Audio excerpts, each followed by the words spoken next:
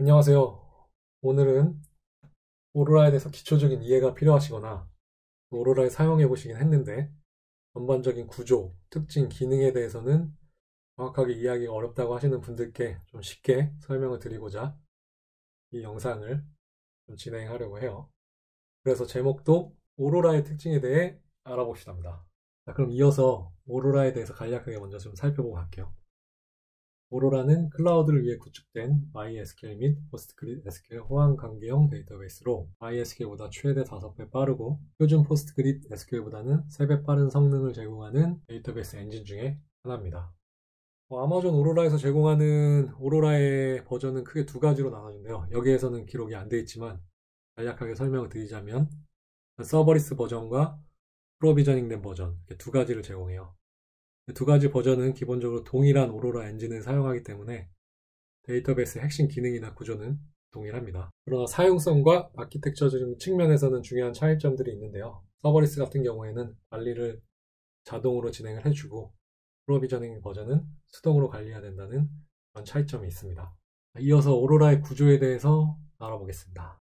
첫 번째 사진에서 보시는 것은 이제 일반적인 관계형 데이터베이스 엔진의 볼륨 구조입니다. 그래서 인스턴스가 있고 별도의 EBS 볼륨이 인스턴스와 네트워크로 연결돼서 데이터가 관리되는 반면에 오로라는 DB 클러스터라는 클러스터 단위로 관리가 되고 처리를 수행하는 하나 이상의 DB 인스턴스와 또 여러 개의 데이터 관리하는 볼륨들이 클러스터 내에 포함이 돼서 관리가 됩니다. 아래 이미지에서도 확인하실 수도 있듯이 오로라는 클러스터 내 인스턴스에 6개의 사본 스토리지를 공유하게 되는 구조입니다. 하나의 클러스터에 6개의 사본 스토리지를 공유하는 게 기본 구조입니다. 이어서 연장선인데요. 커럼 모델이라는 건 무엇인지 좀 알아보도록 하겠습니다. 오로라는 커럼이라는 데이터의 복제본을 생성해서 원본과 별도로 저장하는 구조가 사용됩니다. 이는 쓰기 처리는 6개 사본 중에 4개, 읽기 처리는 6개 사본 중에 3개가 성공하면 사용자, 클라이언트에게 쓰기나 읽기 처리가 성공이라고 반환하게 됩니다. 읽기 처리의 경우에는 사진에도 나와 있지만 4개 이상을 잃어버리기 전에는 이제 읽기 능력을 유지하게 되는 것이고 쓰기 경우에는 3개 이상의 볼륨을 잃어버리기 전에는 쓰기 능력이 유지가 됩니다. 손실된 복제본의 경우에는 지속적으로 검사를 통해 가지고 자동으로 복구가 되기 때문에 저희가 신경 쓰거나 걱정해야 될 부분은 따로 없습니다. 이어서 오로라의 고유 기능에 대해서도 좀 간략하게 살펴보고 가겠습니다. 오로라에는 이제 몇 가지 고유 기능이 있는데요. 먼저 복제입니다. 일반 관계형 데이터베이스는 가용성 향상을 위해서 예비 복제와 읽기 성능 향상을 위한 읽기 복제본을 따로 준비해야 됩니다. 반면에 오로라는 한 개의 인스턴스 복제본으로 가용성 향상과 읽기 성능이 모두 향상될 수 있습니다. 복제본은 평상시에는 읽기 처리를 수행해서 읽기 성능을 향상시키며 장애 발생 시 즉시 프라이머리 인스턴스가 스탠다드로 페일오버 됩니다. 또한 여러 개의 복제를 생성해서 읽기 처리를 분산할 수도 있습니다. 응용 프로그램에는 읽기용 엔드포인트의 URL을 지정해 각 복제 분산 처리도 가능하게 됩니다. 스토리지도 일반 관계형 데이터베이스처럼 EBS를 사용하면 사용하고자 하는 용량을 미리 설정해야 되는데요.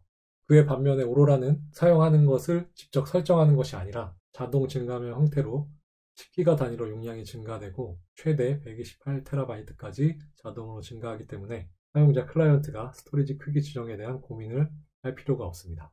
마지막으로 백업도 자체적으로 제공되는 자동 백업 기능이 있어요. 그래서 설정된 보정 기능만큼 차분되는 거죠. 그러니까 하나의 데이터가 쌓였으면 이제 다음 임의의 기간에 데이터가 또 데이터 2로 쌓이게 되는 차분 데이터로 백업이 됩니다.